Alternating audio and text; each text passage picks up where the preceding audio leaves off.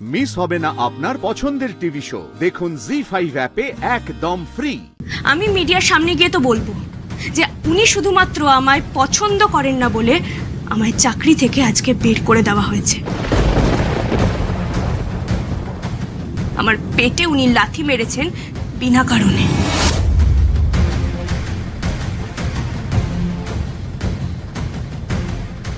তুমি বাইরে দাঁড়াও। স্যার আমি তোমাকে বাইরে দাঁড়াতে বলেছি তো। আমি মধুর সাথে কথা বলছি।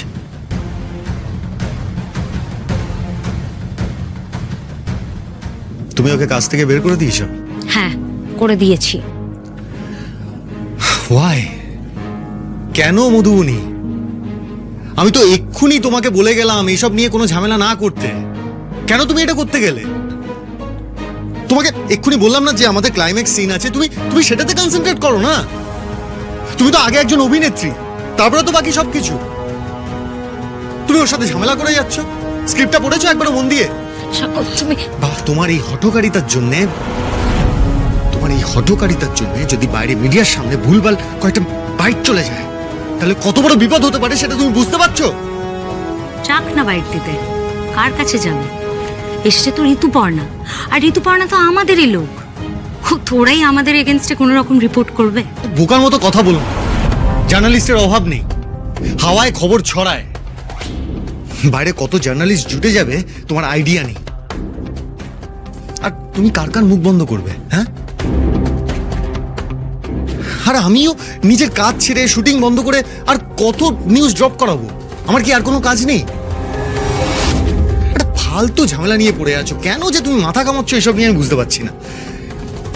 দেখো মধু, সামনেই আমাদের ছবি মন নিয়ে কাছাকাছি রিলিজ, আর এই সিনেমাটার সাথে আমাদের স্টেক জড়িয়ে আছে। আমি এই মুহূর্তে কোনো রকম রিস্ক নিতে চাই না। Try to understand. আশি এখানেই কাজ করবে। সব মিটলে আমি ওর ব্যবস্থা করব, কিন্তু ততদিন পর্যন্ত দয়া করে নতুন করে তুমি আর কোনো ঝামেলা করো না ওর সাথে।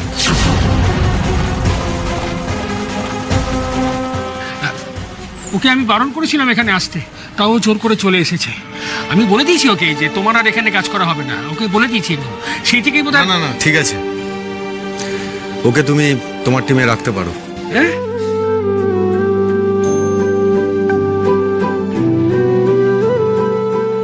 সত্যি স্যার? হ্যাঁ, মানে আপাতত তোমার টিমে কাজ করুক।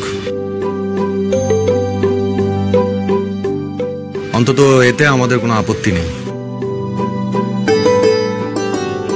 ঠিক আছে দাদা, তবে বলছিলাম মানে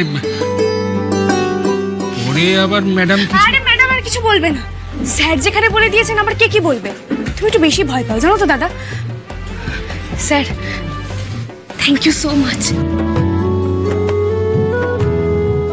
আপনি যে আমার কত বড় উপকার করলেন আমি বলে বোঝাতে পারবো না।